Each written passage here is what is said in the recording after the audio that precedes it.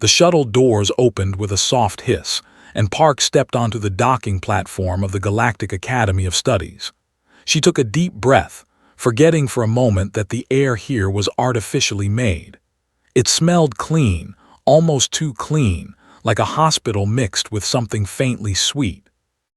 Around her, creatures of all shapes and sizes moved through the wide corridors. Some walked on two legs like her. Others floated, crawled, or slithered. A few seemed to exist as nothing more than colored clouds drifting lazily toward their destinations. Pulled her small bag higher on her shoulder and smiled. She had dreamed of this moment since she was a child watching the first contact broadcasts back on Earth. Humans had only joined the Galactic Coalition 5 years ago, and spots at the Academy were almost impossible to get. Yet here she was, 22 years old, standing in a space station that orbited a moon she could not even pronounce properly. A floating orb appeared beside her head. It glowed soft blue and spoke in a calm, mechanical voice. "Welcome, Human Park. You have been assigned to Dormitory Block 7. Your roommate is unnamed. Please follow the indicated path." A thin line of light appeared on the floor, leading deeper into the station. Followed it, trying not to stare too obviously at the aliens around her. A group of tall, insect-like creatures clicked their mandibles as she passed. A being made entirely of what looked like living metal turned its head to watch her. She waved at it. It did not wave back. The dormitory block was quieter than the main halls. The doors here were all different sizes, shaped for different species. Some were round. Some were tall and thin. Some seemed to be made of water that somehow stayed in place. Found door 712 and pressed her hand to the panel beside it. The door slid open. Inside, the room was simple but comfortable.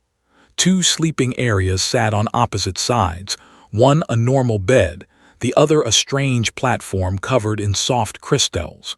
Sitting on that platform was her new roommate. Was beautiful in a way had never seen before. This body was made of living crystal, pale blue and faintly glowing from within. 2 large eyes like polished gems turned to look at. When spoke, the voice was like wind chimes in a gentle breeze. "You are the human," said. It was not a question. "I am," replied, setting her bag down on the bed. It's nice to meet you." Tilted their crystalline head. "I have read about your species. You come from a death world. A planet with extreme temperatures, dangerous predators, and a star that damages your skin. Yet you stand here smiling." Laughed. "When you say it like that, it sounds scary, but Earth is home. It's not so bad once you get used to it." "Get used to it," repeated slowly, as if tasting the words. "Humans adapt. This is mentioned often in the files." Over the next few days, settled into academy life. Classes were challenging but fascinating. She learned about species from across the galaxy, their cultures, their histories, their biology. Most of her classmates had never seen a human in person before. They watched her with curiosity, sometimes with fear, and occasionally with something that looked like amazement. It was during her 3rd week that Professor made the announcement. Professor was a species with 7 flexible limbs and a body covered in soft fur. Their eyes were large and kind, and they spoke with a patience that made even the most complicated subjects seem simple. "This semester," Professor said, addressing the class of 47 students, "we will conduct living species demonstrations. Each of you will take turns showing the class a typical routine from your daily life. This will help us understand each other beyond what textbooks can teach." Did not think much of it. Daily routines seemed boring. What could possibly be interesting about watching someone go about their normal day? Then the assignment list was posted.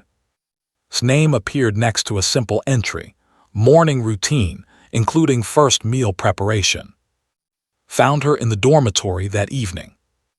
"You have been selected to demonstrate breakfast," said, their crystals flickering with something that might have been concern.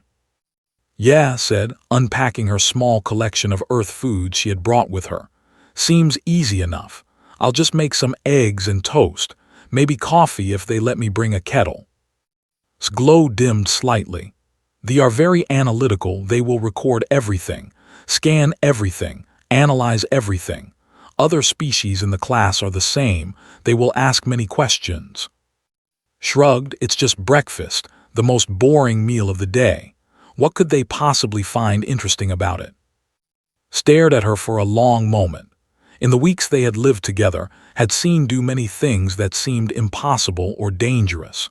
She drank hot liquids that would burn crystal. She ate plants and animal products mixed together. She slept for 8 hours straight without entering any kind of protective stasis. But said nothing. Perhaps it would be better to let discover for herself how strange humans appeared to the rest of the galaxy. "Good night," said finally. "Good night."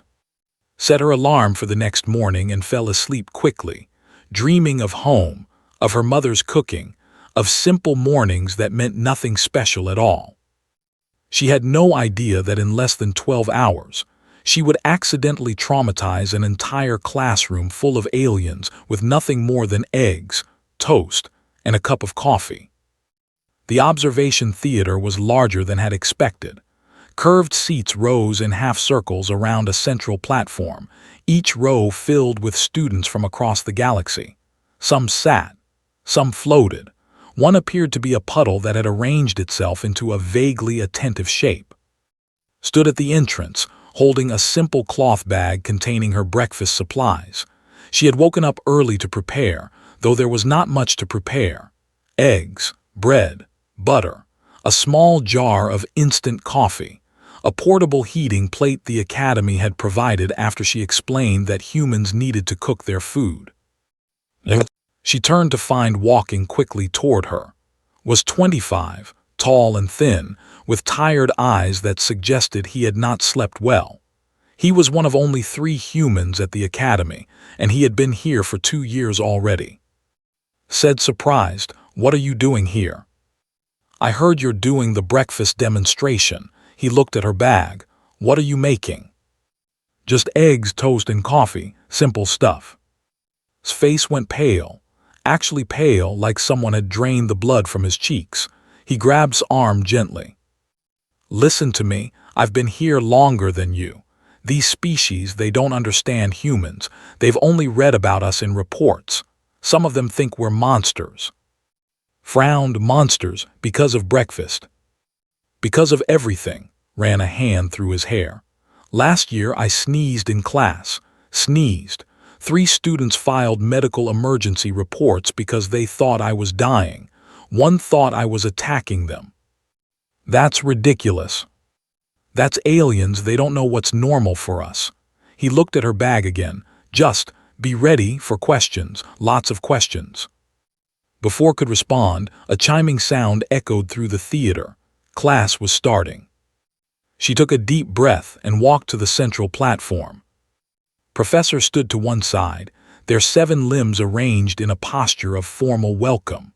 Around the theater, 47 pairs of eyes, sensors, and other sensory organs focused on. "Today," Professor announced, "Human Park will demonstrate a typical morning meal preparation. Please activate your recording devices and biological scanners. This is a rare opportunity to observe human dietary behavior." Suddenly felt very aware of every movement she made. She placed her bag on the preparation table and began unpacking. The eggs came out first. She held up the small carton, showing it to the class. "These are eggs. They come from a bird species on Earth called chickens. Humans have raised chickens for thousands of years." She opened the carton and took out a single white egg. It sat in her palm, smooth and ordinary. A soft gasp rippled through the theater. Looked up. A creature in the front row, a being made of swirling purple and pink gas, had shifted colors. Bright yellow streaks now cut through its form. "Is there a problem?" asked. Professor consulted a small device. "Student would like to ask a question." The gaseous being pulsed with light. A translator device beside them spoke in a flat voice. "You consume the offspring of other species." Blinked, What? No, these eggs aren't fertilized. There's no baby chicken inside. It's just an egg, like a nutrient package the chicken makes. Silence. Then whispers, clicks, strange sounds that translator could not quite process. The eggs are not fertilized, someone repeated slowly. So she eats the reproductive material of another species, another voice added. Is that better or worse than eating offspring? Decided to keep moving, she cracked the egg against the edge of a bowl. The shell split, the contents, yellow yolk and clear white, slid out. A heavy thud echoed through the theater. Looked up. In the back row, a massive creature covered in thick brown fur had collapsed. Other students nearby were checking on it. What happened? Asked alarmed. Student has fainted, professor said calmly. They are sensitive to biological processes. Please continue. Stared at the unconscious alien for a moment, then turned back to her bowl. She cracked 2 more eggs, whisked them together with a fork, and added a pinch of salt. Now I need to cook them, she said. Humans cannot eat raw eggs safely. We must apply heat. She turned on the portable heating plate. It glowed red. You apply direct thermal energy to your nutrients, a thin, insect-like student asked. At what temperature? Checked the dial. About 170 degrees Celsius for the pan surface. More whispers. Someone made a sound like a small scream. Our food would be destroyed at such temperatures, the insect student said. The molecular structure would collapse. Human food is different, said. She poured the eggs into the hot pan. They sizzled loudly. The sizzling sound made several students lean back in their seats. Scrambled the eggs with a spatula, moving them around the pan until they were fluffy and golden. The smell of cooked eggs filled the theater. The smell pulsed. It is strong. What chemicals are being released? Just egg smell, said. It's nice. Reminds me of home. She scraped the finished eggs onto a plate and turned to face the class. That's the first part, she said. Now I'll make toast. In the back row was being revived by medical staff. His large eyes opened just in time to see pull out a loaf of bread. He promptly fainted again. Held up the loaf of bread, turning it slowly so the entire class could see. To her, it looked perfectly normal. Soft, slightly golden, wrapped in clear packaging. The kind of bread she had eaten every morning since childhood. To the 47 aliens watching her, it appeared to be something else entirely. This is bread, explained. It's made from wheat, a plant that grows on Earth. We grind the wheat into powder called flour, mix it with water and yeast and bake it. Yeast, professor said, consulting their device. A living organism. You mix living organisms into your food. The yeast helps the bread rise, makes it soft and fluffy. The yeast dies during baking. So you kill organisms to improve food texture. A student in the second row said, their tentacles curling inward. Opened her mouth to argue, then closed it. She had never thought about it that way. I suppose so, yes. She pulled out 2 slices of bread and placed them in the small toasting device she had brought. It was a simple thing, metal with heating coils inside. She pressed the lever down. Now we wait, she said. The heat will toast the bread, make it crispy. The class waited in tense silence. After 2 minutes, the toast popped up. Golden brown, slightly smoking, perfectly done. The entire front row leaned back, as if pushed by an invisible force. Picked up the toast, ignoring the heat that would have burned most species.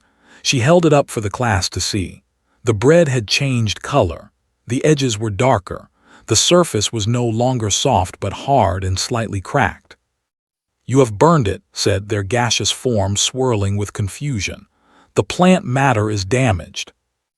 It's not burned, it's toasted. There's a difference. Professor raised one limb. If I may explain, what human has done is called the reaction. She has used controlled thermal energy to chemically alter the structure of the carbohydrates. This changes the flavor and texture. Controlled burning, the student said. You enjoy destroying your food on purpose. It tastes better this way, said, feeling a little defensive. Crunchy, nice. She placed the toast on her plate next to the eggs. Then she reached for the butter. This is butter, she said. It comes from milk, which comes from cows, another animal we raise on Earth. Milk is the nutrient fluid mammals produce for their young, Professor noted.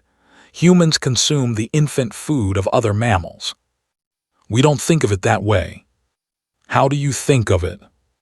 Paused, it's just butter, it goes on toast. She spread the butter across the warm surface of the bread. It melted immediately, soaking into the crispy surface. Too, it was beautiful, simple, perfect. Across the theater's crystalline form flickered and dimmed, caught her roommate's eye, looked away.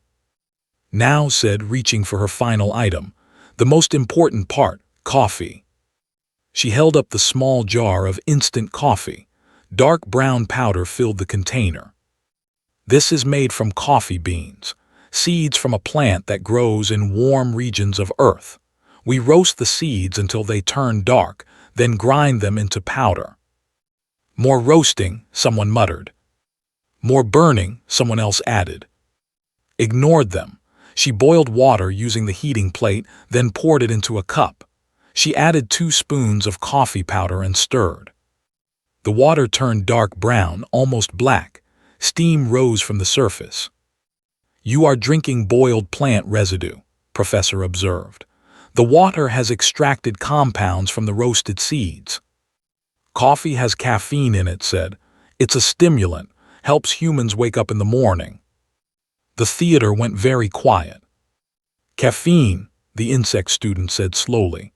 I have read about this compound. It is classified as a neurotoxin in several galactic databases. A mild one, said quickly. It doesn't hurt humans much. We drink it every day. Every day, repeated. Their form had turned a color that had never seen before. Later, would explain that the color roughly translated to complete mental confusion. How much caffeine do humans consume daily? Professor asked. Thought about it. I have maybe 2 or 3 cups of coffee each morning. Some humans drink more. There's also tea, energy drinks, chocolate. Multiple sources of neurotoxins, the student said, consumed willingly, daily. It's really not that strange, said, but her voice was starting to sound uncertain even to herself. She lifted the cup to her lips and took a long sip. The coffee was hot, very hot. Steam curled past her face. Several students covered their eyes. One made a sound like a small creature being stepped on. The liquid, someone whispered. She drinks it at that temperature. It would melt my internal membranes. Lowered the cup. 47 beings stared at her with expressions ranging from horror to fascination to what might have been respect. Professor cleared their throat. What do humans call this meal, human? This combination of burned plant matter, animal reproductive material, rendered mammalian fat, and boiled neurotoxin extract. Looked down at her plate. Eggs, toast with butter, a cup of coffee, the most ordinary breakfast in human history. We call it breakfast, she said, just a normal breakfast. The room fell completely silent. Somewhere in the back, fainted for the 3rd time. Professor allowed a full minute of silence before speaking again. During that minute, stood alone on the platform, her breakfast cooling in front of her, surrounded by dozens of aliens who looked at her like she had just performed dark magic. The demonstration is complete, Professor announced. We will now open the floor to questions. Please raise your appendage if you wish to speak. Every single appendage in the room went up. Tentacles, claws, limbs made of light, segments of floating gas. Even the puddle-shaped creature in the 3rd row somehow managed to form a small wave. Professor pointed to a student in the front row, a small being covered in blue scales, no larger than a house cat. How do humans survive ingesting thermally damaged carbohydrates every day? The creature asked. Our studies show that burned food creates toxic compounds. Thought about this. Our bodies process it. We have digestive systems that break down most things. Some studies say burnt food might not be great for us, but humans have been doing it for thousands of years. Thousands of years of consuming toxins, the student repeated, and your species survived. More than survived, we're doing pretty well actually. Professor pointed to another student. This one was tall and thin, with skin that looked like polished wood.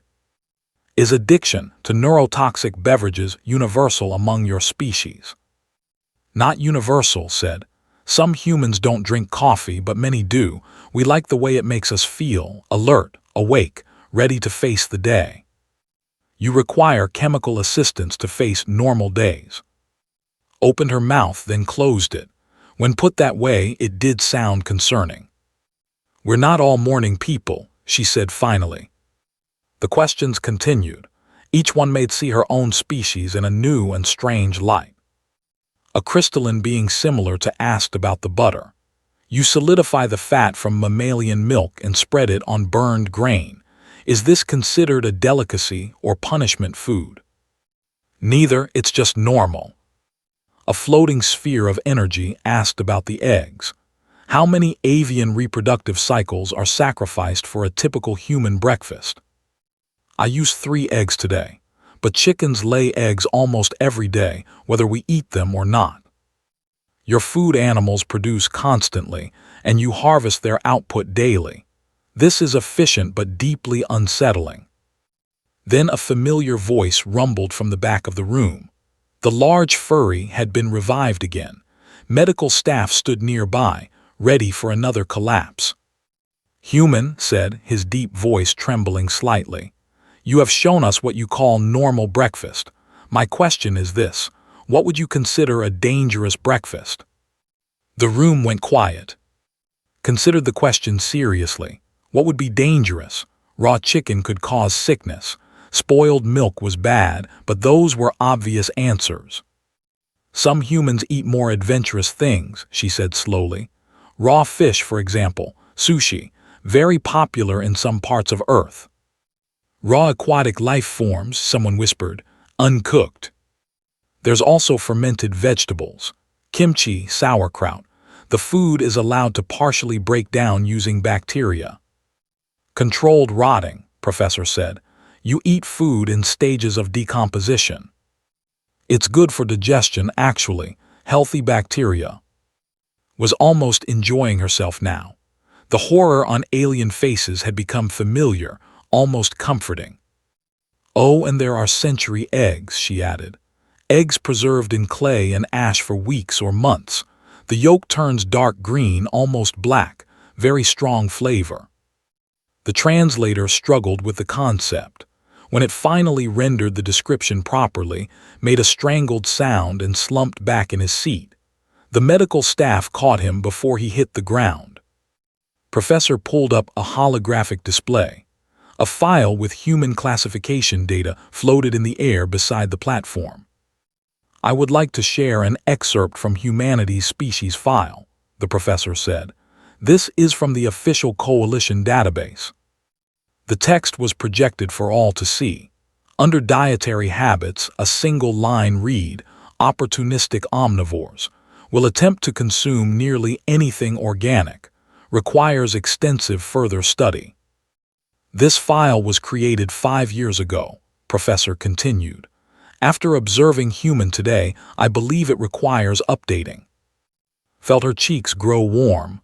We're not that strange. Every species has to eat. Most species, the insect student said, do not drink neurotoxins with their thermally destroyed plant matter. Had been quiet throughout the demonstration. Now's roommate spoke up, their crystalline voice cutting through the murmurs. Human, I have a theory about your species. Turned to face her friend. What theory? His glow intensified slightly. Your planet is classified as a death world. Extreme conditions, dangerous predators, toxic plants, harsh environments. Most species would not survive there. Okay. But humans did not just survive. You became the dominant species. You spread across the entire planet, and now you spread across the galaxy. What's your point? Eyes like polished gems met directly. Your species conquered a death world by eating everything that could not escape fast enough, didn't you? Opened her mouth to argue. Then she thought about human history, the way her ancestors had hunted, gathered, farmed, and consumed their way across continents, the way they had found ways to eat nearly every plant and animal they encountered. She closed her mouth. She had no argument. As the class ended, Professor made one final announcement. Next week, human will demonstrate a midday meal called lunch. Attendance is mandatory. In the corner of the room, put his head in his hands. In the days following the demonstration, life at the academy changed completely. It started small. Aliens in the corridors would stop and stare as she passed. Some whispered to each other in languages her translator could not process. Others simply watched, their various eyes and sensors tracking her movements with a mix of fear and fascination. Then came the dining hall.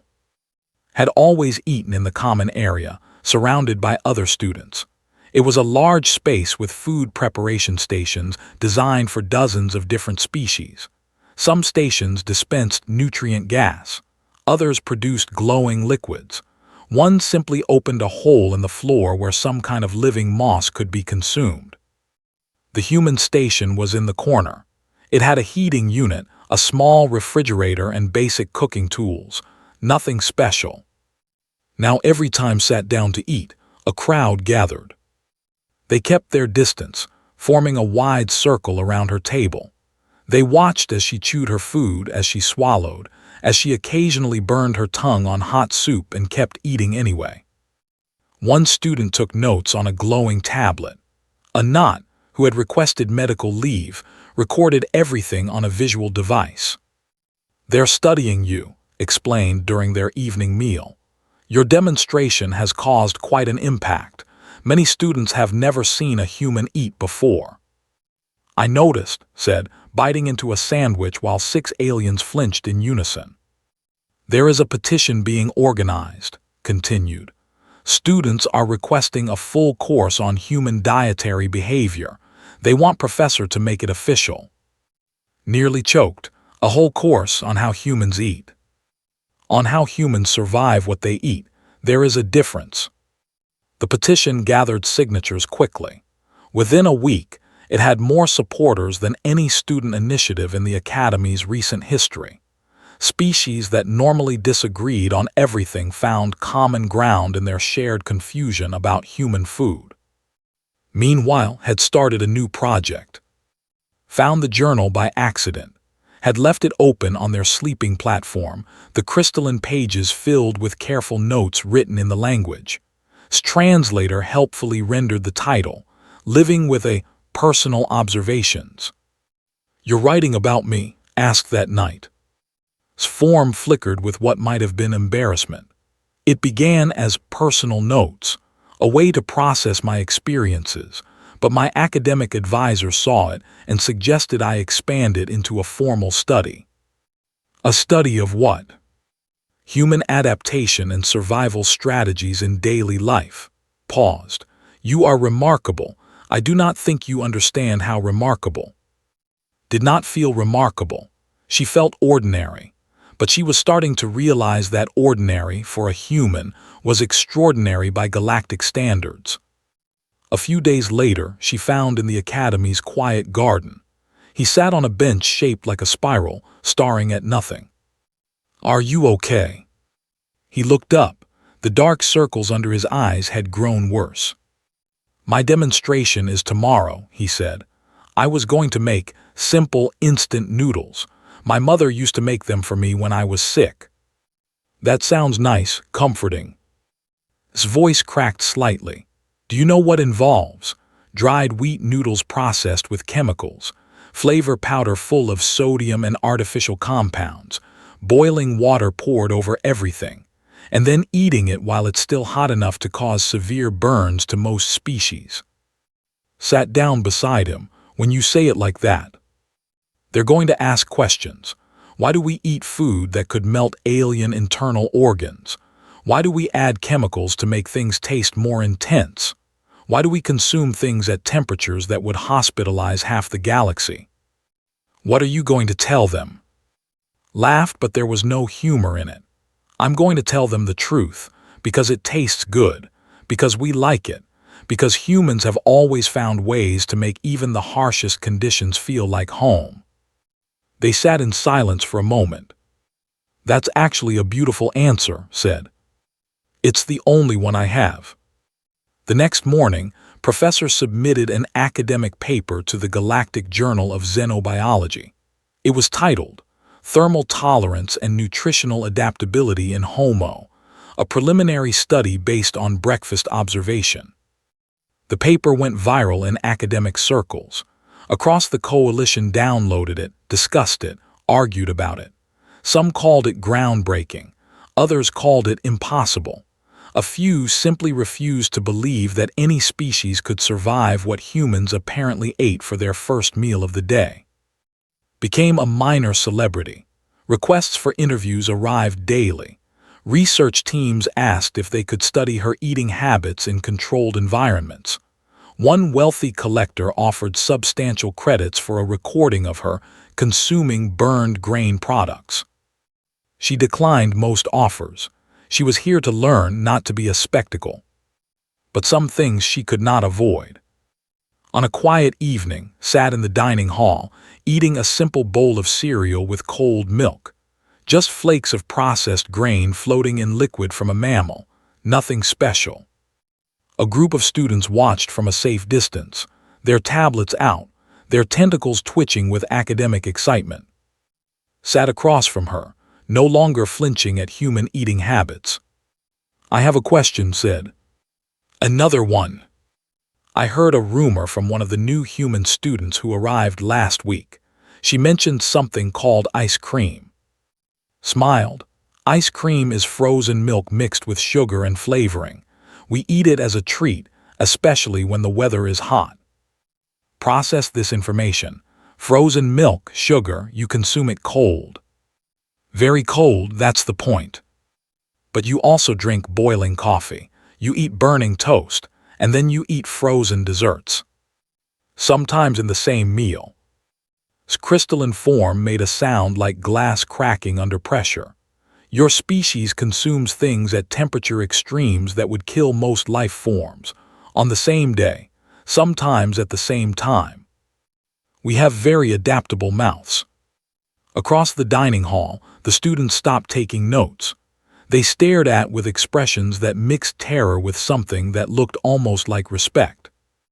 I think, said slowly, that I am only beginning to understand humans.